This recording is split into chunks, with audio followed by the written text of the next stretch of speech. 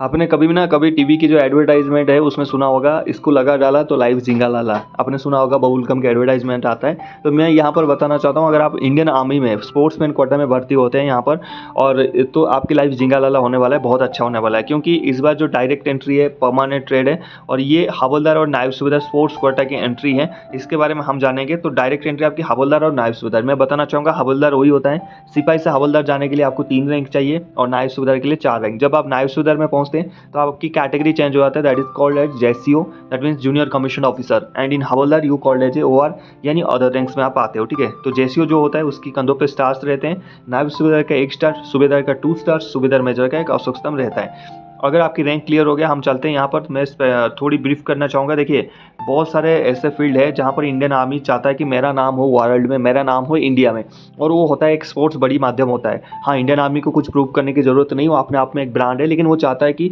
Indian army की जो बाकी चीज़ें हैं वो वर्ल्ड को भी पता चले कि उनकी जो स्पोर्ट्स वाला जो कैटेगरी है उनके अंदर वो भी काफ़ी स्ट्रॉन्ग है। इसलिए ये क्या करता है, स्पोर्ट्समैन को भर्ती करते हैं यहाँ पर, स्पोर्ट्समैन को भर्ती करके एक अच्छा रैंक देते हैं। अगर आप नॉर्मली किसी ट्रेड में जाओगे, नॉर्मली एंट्री करोगे, तो आप सिपाही या फिर अग्निवीर में जाओगे, लेकिन यहाँ पर आपको परमानेंट हवलदार यानी 3 रैंक अप में देता है। जिस आज की डेट में एक हवलदार की स्टार्टिंग पेमेंट 60,000 है, एक नायब सूबेदार की 70,000 है। ठीक है, 70 और 60,000, समझ गए। तो यहाँ पर जो भी यहाँ पर दिया है, देखिए, स्पोर्ट्स डिसिप्लिन में Indian army invite application for unmarried male and female, दोनों अप्लाई कर सकते हैं। क्योंकि इंडियन आर्मी चाहता है कि दोनों जो कैटेगरी है सेक्स कैटेगरी में, उसकी नाम बने वर्ल्ड में, इसीलिए यहाँ पर आपको वह इंडक्ट करता है। यहाँ पर ट्रायल्स देने के लिए आपको बुला रहा है कि अगर आपने ऐसा कुछ किया हुआ है तो आइए ट्रायल्स दीजिए, ट्रायल्स देने के बाद आपकी सिलेक्शन वहाँ पर होगा।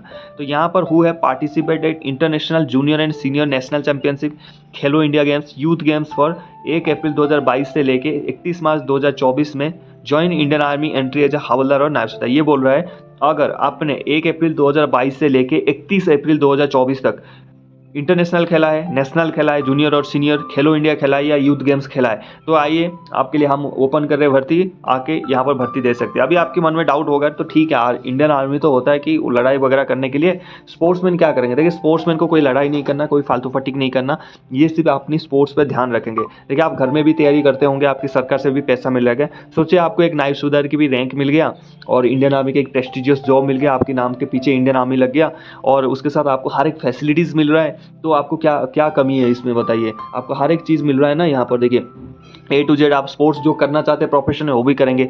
आर्मी आपको सिर्फ सैलरी नहीं देता, हर एक फैसिलिटीज़ आपकी एनकरेज करता है, चाहे आपकी डाइट हो, चाहे आपकी रहने का, खाने का, पीने का, आपकी फैमिली का ध्यान रखता है, आपकी फ्यूचर को सिक्योर करता है, आपकी वाइफ को, आपके हस्बैंड को भी सिक्योर करता है। तो बहुत सारी सिक्योरनेस आ जाएगा जब आप आर्मी में भर्ती हो जाओगे। ठीक है, तो यहाँ पर आपकी फ्यूचर फैमिली सेव है, आपको सिर्फ फोकस करना है गेम में और मेडल्स लेके आना है। और यहाँ पर ऐसा नहीं है कि आप सिलेक्शन होने के बाद नहीं लेके आते हो आपको निकाल दिया जाएगा, ऐसा नहीं है। जो आपकी रैंक है, जो आपकी सारी चीज़ें, वो परमानेंट रहेगा।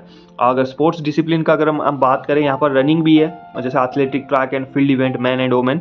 यहाँ पर देख सकते हैं 100 metre, 200, 110 hurdle, 400 metre, 800 metre, 1500 metre, 20 kilometre race walk, decathlon, 400 m hurdle, 3000 S/C।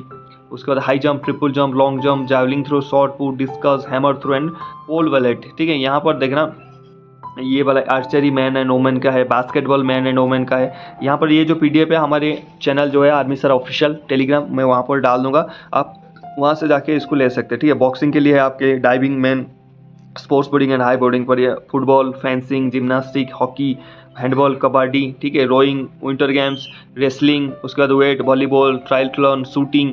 ठीक है, ये सारे गेम्स यहाँ पर है। ठीक है, और यहाँ पर अगर आप इसमें से किसी में भी भाग लिया है, आप इसके लिए फॉर्म भर के आप भेज सकते हैं। यहाँ पर दिया है ना, director of PT sports general staff branch, IHQ in headquarter, MOD army, room number 746A wing, सेना भवन, PO न्यू दिल्ली 110011। यहाँ पर आपने भेज देना है। ठीक है, सबमिशन का जो लास्ट डेट है ये होगा 30 सितंबर 2024, 1 जून से लेके 30 सितंबर, बहुत टाइम है आपके लिए।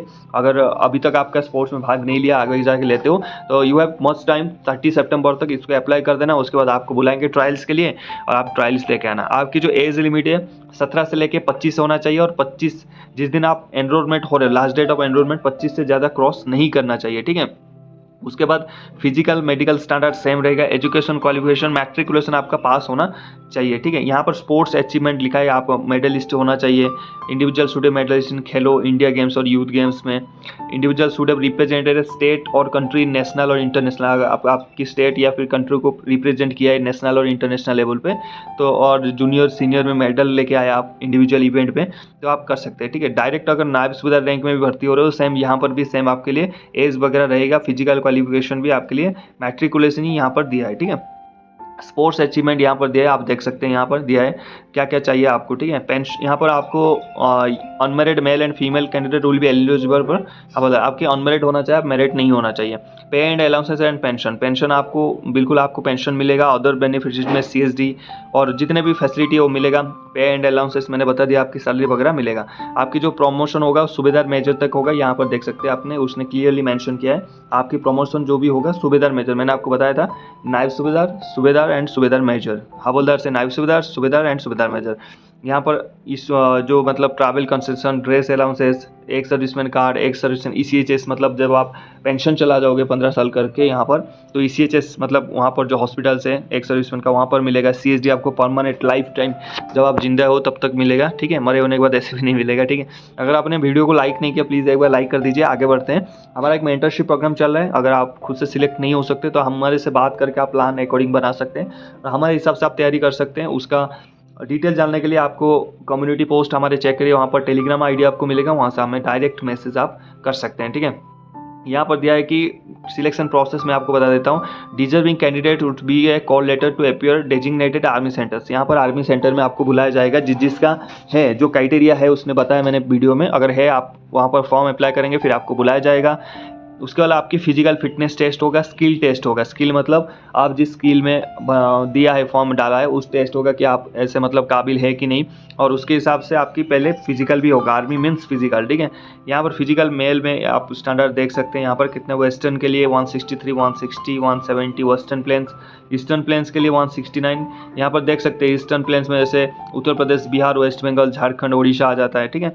सेंट्रल प्लेन्स में मध्य प्रदेश, छत्तीसगढ़, गुजरात, महाराष्ट्र, दादर नगर हवेली, दामन एंड दीव, ठीक है। तो यहाँ पर गोरखा, लद्दाख इनके लिए थोड़ा सा हाइट कम मांगते हैं। वेट आपकी proportional to height to age पर आर्मी मेडिकल रूल्स होता है। डिफरेंट वीडियोज़ हमने बताया, आप जाके चैनल में चेक कर सकते हैं। आपकी जो चेस्ट है वो मिनिमम कुछ नहीं चाहिए, लेकिन आपकी जो एक्सपेंशन है चेस्ट का वो 5 सेंटीमीटर होना चाहिए। फिजिकल टेस्ट मेल के लिए आपका 5 मिनट 45 सेकंड मिलेगा, वहाँ पर 1600 मीटर आपको सिर्फ क्वालिफाई करना है। 9 फीट डीज और जिगजैग बैलेंस भी क्वालिफाई करना है। फिजिकल स्टैंडर्ड है मेल को, फीमेल को अगर लड़कियां देना है तो आपकी हाइट 162 सेंटीमीटर होना चाहिए। वेट एज पर आर्मी मेडिकल स्टैंडर्ड आपके होना चाहिए। चेस्ट एक्सटेंशन आपकी जो चेस्ट है वो 5 सेंटीमीटर एक्सपैंड होना चाहिए, चाहे वो साइज़ में कोई फ़र्क नहीं पड़ता, आपकी एक्सपेंशन 5 सेंटीमीटर होना चाहिए। यहाँ पर स्पेशल रिलैक्सेशन है, अगर आप गोरखाज, लद्दाखीज और ट्राइबल कैंडिडेट हैं तो यहाँ पर आपको छूट मिलेगा। रनिंग आपको 8 मिनट मिलेगा 1600 मीटर दौड़ने के लिए। 10 फीट लॉन्ग जंप आपको क्वालिफाई करना है और 3 फीट हाई जंप आपको क्वालिफाई करना है, ठीक है। तो ये सारी चीज़ें हैं और इसकी जो डिटेल को एक बार पढ़ लेना क्या क्या चाहिए। आप अगर अप्लाई कर रहे हैं तो आप नीचे कमेंट करिए, मैं आपको बता दूंगा। अगर इस कोई चीज़ डाउट है चैनल को सब्सक्राइब करके जाना, वीडियो को लाइक करके जाना। मिलते हैं नेक्स्ट टॉपिक में। जय हिंद, हैप्पी यूनिफॉर्म।